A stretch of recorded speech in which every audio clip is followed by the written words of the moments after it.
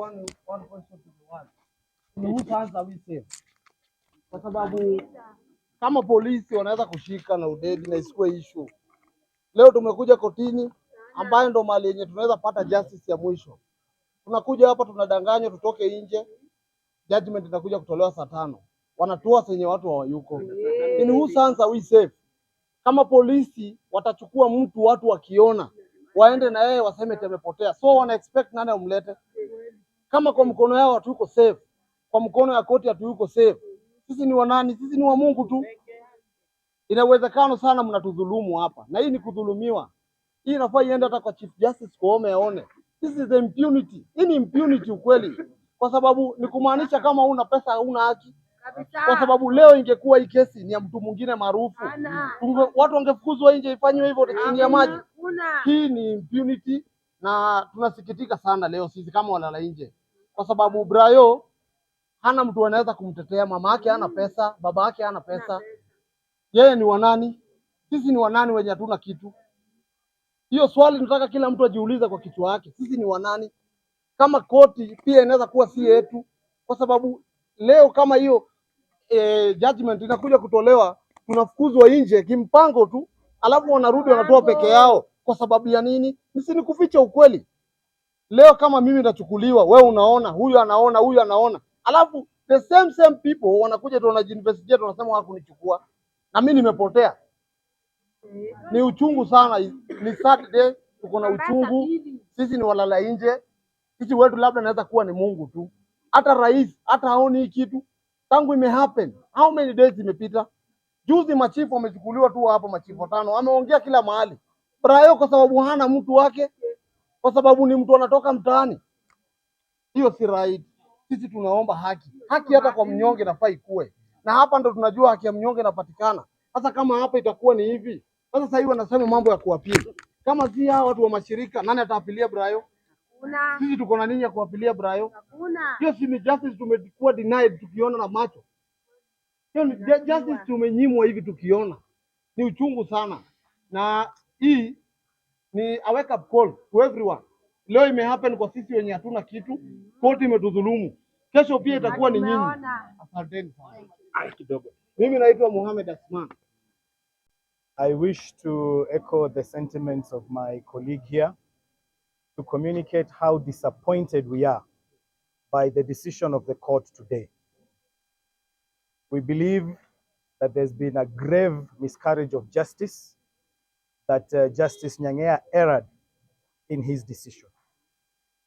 This decision sets a very bad precedent in our country, that police can arrest and even confirm, or security officers can arrest, perhaps torture, disappear and even kill, and then come to court and claim that the suspect ran away and that the court will side with them.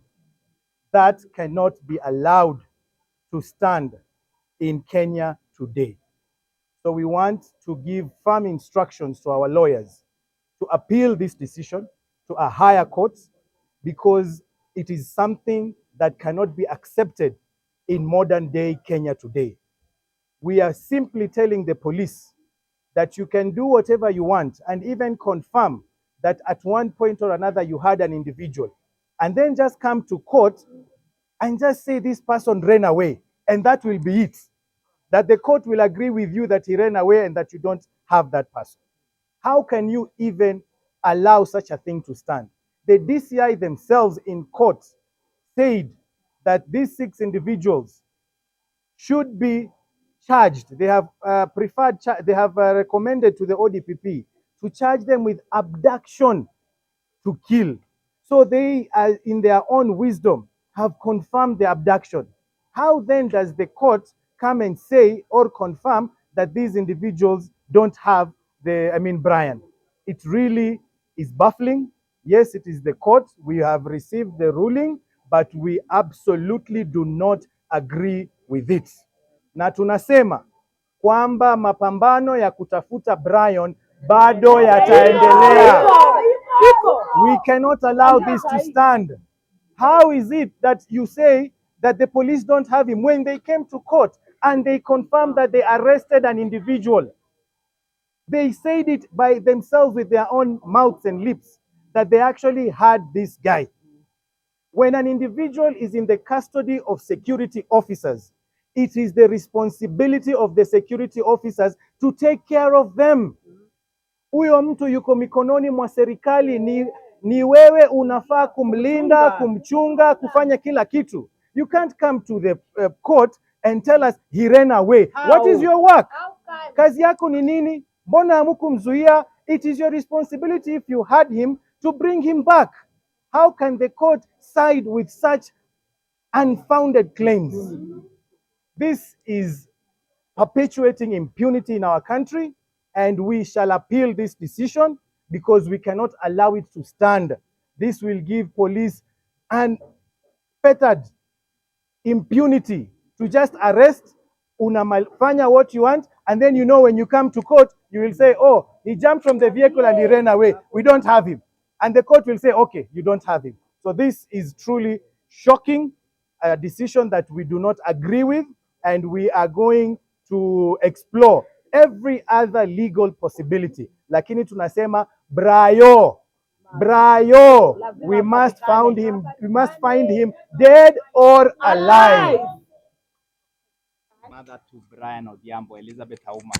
So today it came up for ruling, and in a nutshell, the judge has found that that Brian Odhiambo is not in the hands of the respondents. That is the KWS, and the other respondents.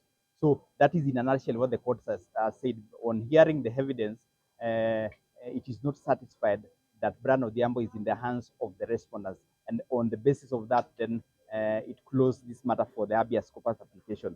So that marks the close of this case. But as IMLU and the advocates will go back to the drawing board and look at other avenues, because the other avenues of compensation and the issue of enforced disappearance.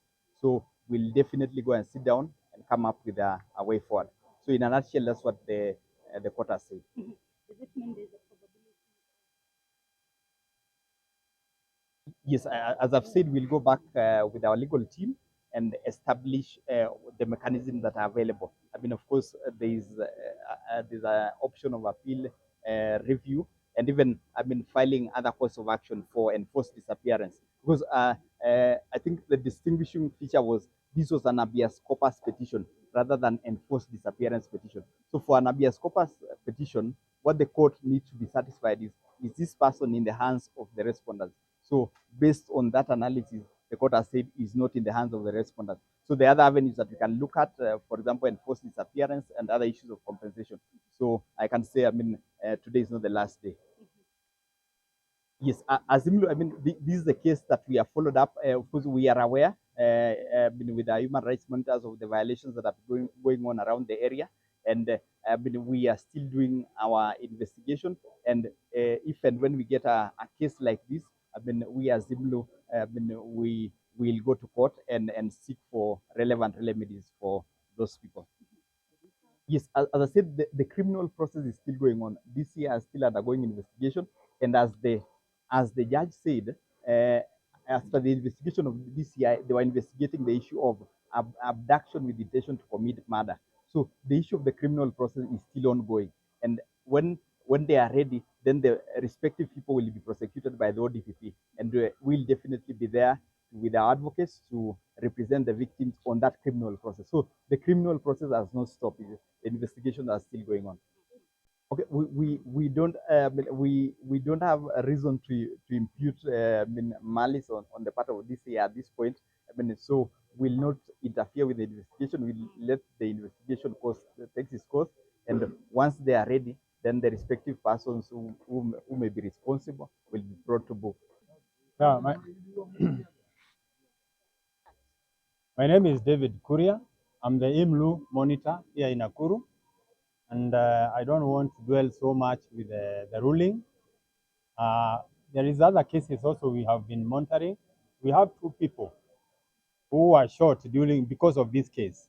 And there was also another girl who died yesterday in a hospital after inhaling the tear gas. So me as a human rights defender, we can say that we were not satisfied with the ruling. We saw before the cover-up of this case before, since when these 6 police officers were arrested. I have been in the process even of bringing up the witnesses to the DCIO.